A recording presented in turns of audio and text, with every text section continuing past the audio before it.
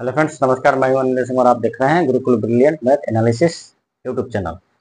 देखिए, आज का जो लेक्चर है वो बहुत ही इम्पोर्टेंट है। इम्पोर्टेंट क्यों है?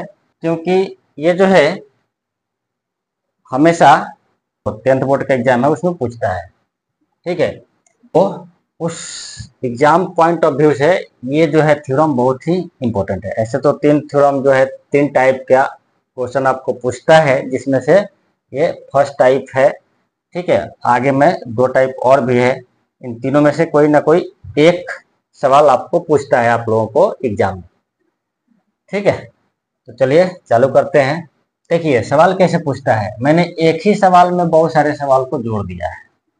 ये सारे के सारे सवाल जो है एग्जाम में पूछे हुए हैं और हमेशा पूछता है। देखिए लिखता है प्रूव दैट √2 √3 √5 क्या है? ये जो है परफेक्ट स्क्वायर नहीं है। ठीक है, तो हमने जो पहले वीडियो में पढ़ा है, इसके पहले वीडियो में जो हमने पढ़ा है वहां पे दिखाया है। जब हम पढ़ रहे थे non terminating repeating decimal, non terminating non repeating decimal, तो जब हम non terminating non repeating decimal जब पढ़ रहे थे वहां पे मैंने बोला था कि जो भी परफेक्ट स्क्वायर नहीं होता है या जो भी संख्या परफेक्ट क्यूब नहीं होता है वो क्या होता है? इरेशनल नंबर होता है। ठीक है, जैसे √2 √3 √5 क्या है? ये परफेक्ट स्क्वायर नहीं है, तो इसको क्या बोलेंगे? ये एक इरेशनल नंबर है। लेकिन केवल मेरे ये बोल देने से कि जो परफेक्ट स्क्वायर संख्या नहीं है वो इरेशनल नंबर है, कोई मानेगा? नहीं मानेगा। क्यों? क्योंकि कुछ तो प्रूफ चाहिए, तो उसे हमें प्रूफ भी करना पड़ेगा। बिना प्रूफ किए हम ऐसे नहीं बोल सकते कि परफेक्ट क्यूब जो नहीं है वो इरेशनल नंबर होगा या परफेक्ट स्क्वायर जो नहीं है वो इरेशनल नंबर होगा। ऐसे बहावा में बातें नहीं कर सकते। ठीक है, तो आज हम उसको यहाँ पे प्रूफ करेंगे कि ये जो संख्या है √2 √3 √5 यानी ये जो है परफेक्ट स्क्वायर नहीं है। तो हमको ये प्रूफ करना है कि जो भी संख्या परफेक्ट स्क्वायर नहीं है वो एक इरेशनल नंबर होगा। ठीक है, ये अपना सब्जेक्ट है, मतलब आज का जो पॉइंट है जिस पर हम बहस करेंगे यही है, जिसका हमने चर्चा पहले लेक्चर में किया है, लेकिन हमने वहां पे प्रूफ करके नहीं देखा था। आज हम यहाँ पे प्रूफ करेंगे और प्रूफ के साथ ही बहुत सारी कंसेप्ट इसमें जुड़ेंगे, तो लास्ट तक बना रहना है वीडियो में, तो आपको समझ में आएगा। ठीक है, अदरवाइज बीच में एस्केप करेंगे तो कंसेप्ट क्लियर नहीं होगा और एग्जाम में आप लोग फंसेंगे। और ये बहुत ही इम्पोर्टेंट है एग्जाम के लिए, इसलिए इस पे ज़्यादा फोकस करने की ज़रूरत है। चलिए चालू करते हैं। देखिए ये सारे सवाल एक साथ नहीं पूछते हैं। देखिए यहाँ पे 1 2 3 4 और बहुत सारे क्वेश्चन हो सकते हैं। पूछता है prove that √2 is an irrational number, या prove that √3 is an irrational number, या प्रूव दैट √5, या prove that √p is an irrational number when p is a prime number. देखिए यदि कोई नंबर नहीं दिया, 5 3 2 ये क्या है? एक नंबर है। यदि कोई नंबर नहीं देता है और कोई सिंबल देता है रूट के अंदर और बोलता है कि प्रूफ कीजिए कि वो इरेशनल नंबर होगा, तो आगे उसके बारे में बताएगा कि वो संख्या आखिर क्या है। ठीक है, जैसे यहाँ पे क्या बोला? p is a prime number. ठीक है, तो यहाँ पे उसने बता दिया कि p जो है एक प्राइम नंबर है। ठीक है, अब हम इसको चलते हैं। देखिए बहुत बार जो चीजें होती है उसको थोड़ा सा उल्टा अपने को चलना पड़ता है, तो यहाँ पे भी हम उसी चीज को दोहराने वाले हैं। क्या पूछा है यहाँ पे? Prove that √2 √3 √5 and √p is an irrational number. ठीक है, तो हम इसको क्या मान के चलेंगे? ये एक रेशनल नंबर है। यहाँ पे एक विरोधाभास पैदा करेंगे, और यदि वो विरोधाभास, जैसे हमने माना कि एक ये रेशनल नंबर है, और ये मानना जो है यदि हमारा गलत हो जाता है, पहले तो हम मानेंगे कि रेशनल नंबर है और फिर हम देखेंगे कि जो हमने माना है वो सही है या गलत है। उसको ये हम प्रूफ करेंगे कि सही है या गलत है।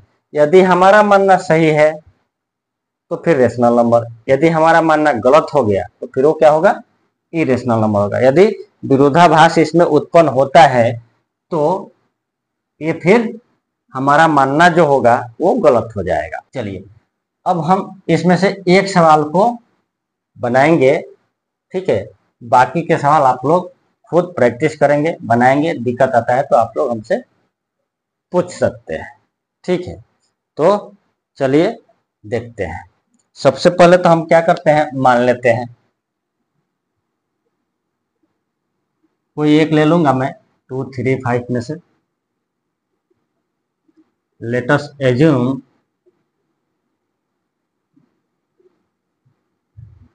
हम क्या करते हैं, मान लेते हैं, एज्यूम कर लेते हैं। लेट अस एज्यूम डेट √2 को क्या एज्यूम कर लेते हैं, यह एक रेशनल नंबर है, ठीक है। इज अ रेशनल, ठीक। हमने क्या मान लिया कि √2 एक रेशनल नंबर है, ये मान लिया। अब देखिए मैंने क्या बोला कि √2 जो है रेशनल नंबर है, और हम लोगों ने क्या पढ़ा है, रेशनल नंबर का परिभाषा पढ़ा है कि जब भी कोई संख्या रेशनल नंबर होगा तो किस फॉर्म में होगा, p/q में, जहाँ पे p और q क्या होंगे, इंटीजर होंगे, और q क्या होगा, नॉट इक्वल टू 0 होगा। और ये क्या होगा, p/q क्या होगा, सिंपलेस्ट फॉर्म, ठीक है। सिंपलेस्ट फॉर्म का मतलब क्या हुआ, सिंपलेस्ट फॉर्म का मतलब हुआ कि उसको अब और सिंपल नहीं किया जा सकता, उससे ज्यादा सिंपल नहीं किया जा सकता। और जब उससे ज्यादा सिंपल नहीं किया जा सकता, इसका मतलब यह है कि Q को P से या P को Q से भी डिवाइड नहीं किया जा सकता। और नहीं किया जा सकता इसका मतलब कि P और Q का कोई भी फैक्टर नहीं होगा, ठीक है। P और Q का कोई भी फैक्टर नहीं होगा। फैक्टर होगा वो क्या होगा, 1 के अलावा कोई भी फैक्टर नहीं होगा, ठीक है। तो √2 को हमने क्या एज्यूम कर लिया कि एक रेशनल नंबर है। तो इस √2 का, जब ये √2 रेशनल नंबर होगा तो एक इसका सिंपलेस्ट फॉर्म होगा, तो उस सिंपलेस्ट फॉर्म को हम मान लेते हैं, ठीक है। एंड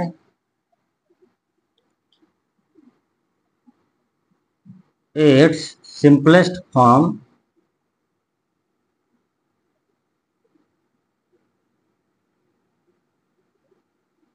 b a/b, ठीक है। a/b सिंपलेस्ट फॉर्म ने मान लिया। अब a/b जो है सिंपलेस्ट फॉर्म है, इसको और सिंपल नहीं कर सकते, मतलब इसका 1 के अलावा कोई भी दूसरा फैक्टर नहीं होगा, नहीं होगा। मतलब where a and b are integer, ये क्या है, इंटीजर है, integer having no common factor.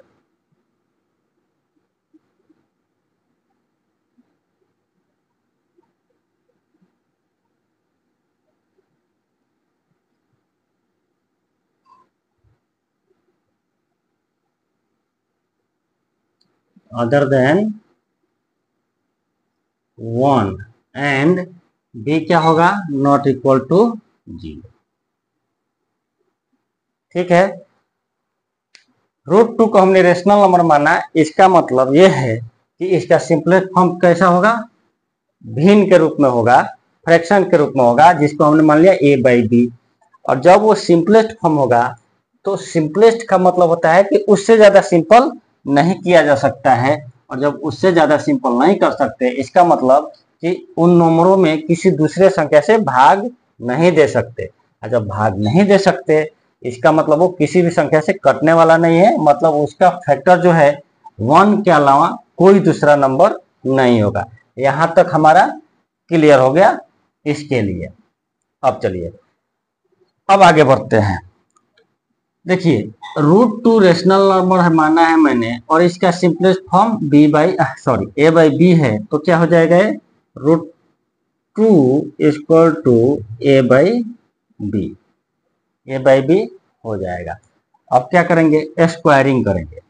जब स्क्वायरिंग करेंगे तो ये क्या आ जाएगा, √2 A square by B square. जब बी स्क्वायर को इधर मल्टीप्लाई करेंगे तो क्या हो जाएगा, B square equal to A square. अब देखिए, अब यहां भी एक कंसेप्ट लगेगा। क्या कंसेप्ट लगने वाला है, देखिए हमने यहाँ पे 2 किसके साथ है, बी के साथ, क्या में है, मल्टीप्लीकेशन में है। तो 2b स्क्वायर के साथ मल्टीप्लीकेशन में है, इसका मतलब यह है कि 2 इंटू बी स्क्वायर 2 से क्या होगा, डिवाइड होगा। जैसे एग्जांपल दिखा देता हूं, मान लीजिए 32 ले लेते हैं, इसको हम क्या लिख सकते हैं, 2 इंटू 16, और क्या लिख सकते हैं, 2 इंटू 4 स्क्वायर। अब देखिए b इक्वल टू क्या है, 4 है, 4 की जगह पर b रखेंगे तो 2b स्क्वायर आ जाएगा। यहां पे देखिए 2 इंटू 4 स्क्वायर, 2 इंटू 4 स्क्वायर जो है यानी 32, वो किससे डिवाइड होगा, 2 से डिवाइड हो रहा है। 2 इंटू 4 स्क्वायर यानी 32 जो है 2 से डिवाइड हो रहा है। क्यों हो रहा है, क्योंकि ये 2 जो है 32 का फैक्टर है, यानी 2 जो है इस 32 के साथ इंक्लूड है। ठीक है, तो इस तरह 2b स्क्वायर भी है जो 2 से क्या होगा, डिवाइड होगा। होगा कि नहीं, होगा। हमने एग्जांपल से यहाँ पे देखा है। 2 इंटू 4 स्क्वायर यानी 2 इंटू 4 स्क्वायर 2 से डिवाइड हो सकता है। इसी प्रकार यहाँ भी 2b स्क्वायर क्या होगा, 2 से डिवाइड होगा। तो ये एक कंसेप्ट यहाँ पे लगने वाला था जो हमारा क्लियर हो गया। अब हम इसको क्या लिख सकते हैं, लिख सकते हैं इसको इस तरह कि 2 डिवाइड, क्या लिख सकते हैं, ए स्क्वायर, 2 डिवाइड्स ए स्क्वायर। क्यों, क्योंकि क्या है ये, 2 डिवाइड 2b स्क्वायर। ठीक, अब बोलेंगे भाई जो है 2b स्क्वायर को डिवाइड कर रहा है तो 2a स्क्वायर के कैसे डिवाइड करेगा। देखिए भाई यहाँ पे 2b स्क्वायर के साथ मल्टीप्लीकेशन में है, यानी 2b स्क्वायर का 2 इंटू बी स्क्वायर का 2 क्या है, फैक्टर है। इसलिए 2 जो है 2b स्क्वायर को क्या कर रहा है, डिवाइड कर रहा है। और ये 2b स्क्वायर जो है किसके बराबर है, ए स्क्वायर के बराबर है। यानी हम कह सकते हैं कि ए स्क्वायर की जो वैल्यू आएगी वो 2b स्क्वायर के बराबर आने वाली है। इस तरह जब 2b स्क्वायर 2 से डिवाइड होगा तो ए स्क्वायर भी 2 से डिवाइड होने वाला है। क्यों, क्योंकि 2b स्क्वायर 2 से डिवाइड हो रहा है। अब यहाँ पे देखिए, अब जो है बोला 2 जो ए स्क्वायर जो है 2 से डिवाइड होगा तो ए भी 2 से डिवाइड होगा, 2 डिवाइड ए भी डिवाइड होगा। कैसे, अब देखिए, अब यदि हम बोले कि 4 स्क्वायर जो है 2 से डिवाइड है, ठीक, 2 डिवाइड 4 स्क्वायर, तो 4 2 से डिवाइड होगा कि नहीं होगा, होगा ना जी। यदि 4 स्क्वायर 2 से डिवाइड है तो 2 भी 2 से 4 भी 2 से डिवाइड होगा। चलिए यदि किसी को कंफ्यूजन है तो दूसरा ले लेते हैं, या हम 16 स्क्वायर लिख सकते हैं। 16 स्क्वायर लिख लीजिए। यदि 2 डिवाइड 16 स्क्वायर, तो यहाँ पे 16 2 से डिवाइड होगा कि नहीं, होगा ना। यदि 16 का स्क्वायर करने पे, यानी 16 स्क्वायर कितना आता है, 256। 16 का स्क्वायर आता है आपका 256। तो 256 2 से डिवाइड है तो 16 भी क्या होगा, 2 से डिवाइड होगा। ठीक है, इस प्रकार यदि ए स्क्वायर 2 से डिवाइड है तो ए भी 2 से क्या होगा, डिवाइड होगा। और जब ए 2 से डिवाइड होगा तो 2 क्या होगा, इसका फैक्टर हो जाएगा। मतलब सो 2 क्या हो जाएगा, 2 इज अ फैक्टर ऑफ ए। 2 क्या हो गया, ए का फैक्टर हो गया। ठीक, अब देखिए हमने एक तो हो गया कि 2 जो है ए का फैक्टर है, लेकिन माना क्या है, ए बाई बी। ठीक, अब अपने को यहाँ पे प्रूफ करना पड़ेगा कि 2 जो है बी का भी फैक्टर है। चलिए अब आगे यहाँ पे हो गया 2 जो है ए का फैक्टर है। अब अपने को ये भी प्रूफ करना है कि 2 बी का फैक्टर है। चलिए कोई बात नहीं, 2 ए का फैक्टर है तो क्या लिखे हैं, 2 इंटू ए। अब देखिए मान लीजिए 16 है, एक संख्या 16 है, इसको क्या लिख सकते हैं, 2 इंटू 8 लिख सकते हैं, 2 इंटू 8। तो इसका मतलब यह है कि 2 क्या है, 8 का भी फैक्टर है, यानी 2 16 का भी फैक्टर है। तो यहाँ पे अब ये हो गया कि 2 ए का फैक्टर है। तो यहाँ पे हम मान लेंगे कि जब 2 ए का फैक्टर है, यानी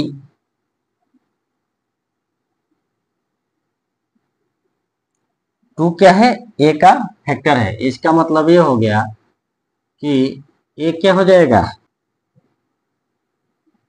2c for integer c। c क्या है, एक अलग इंटीजर है जिसके लिए 2 क्या है, ए का फैक्टर है।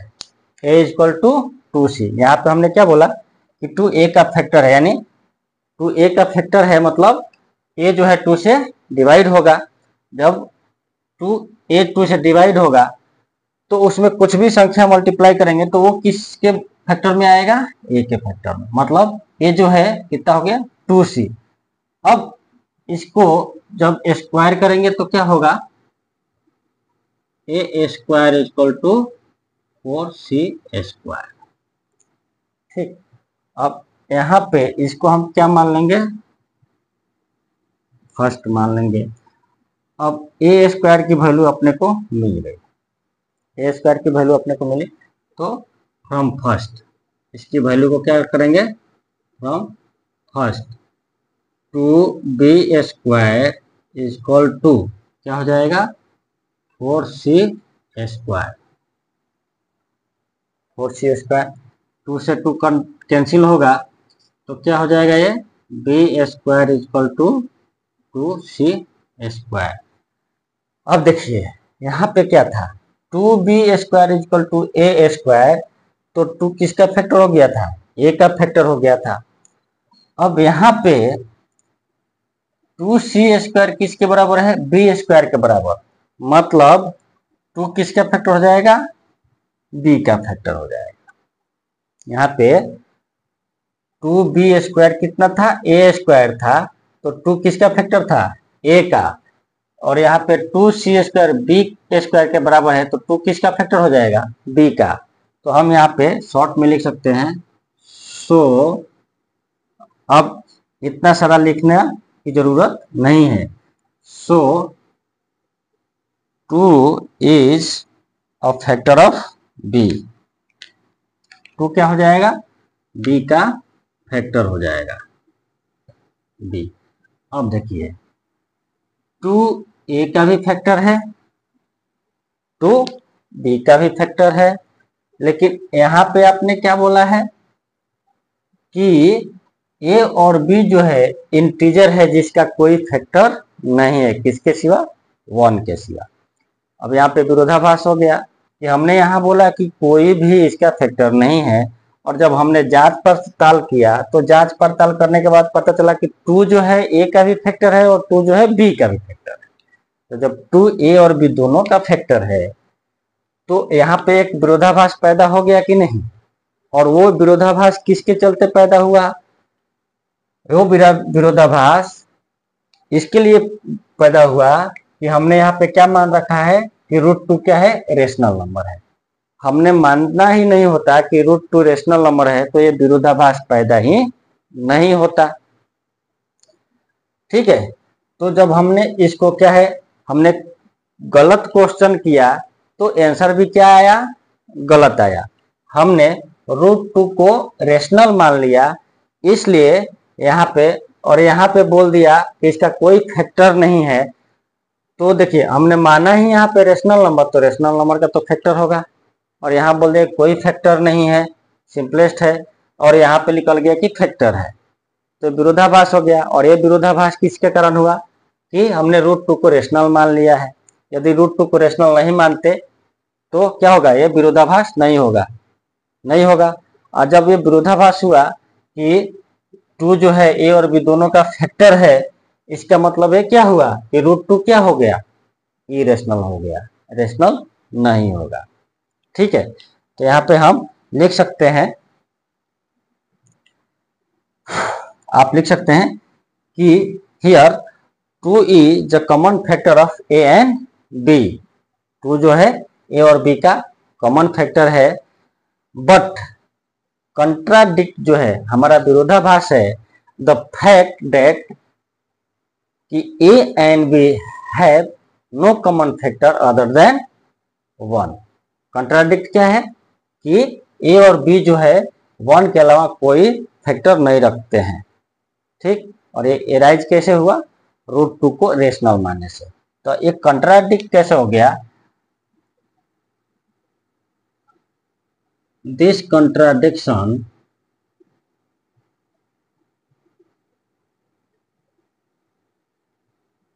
arise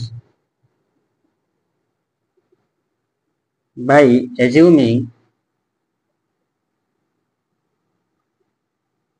हमने क्या माना था, √2 क्या है, rational number. This contradiction arise by assuming √2 is a rational।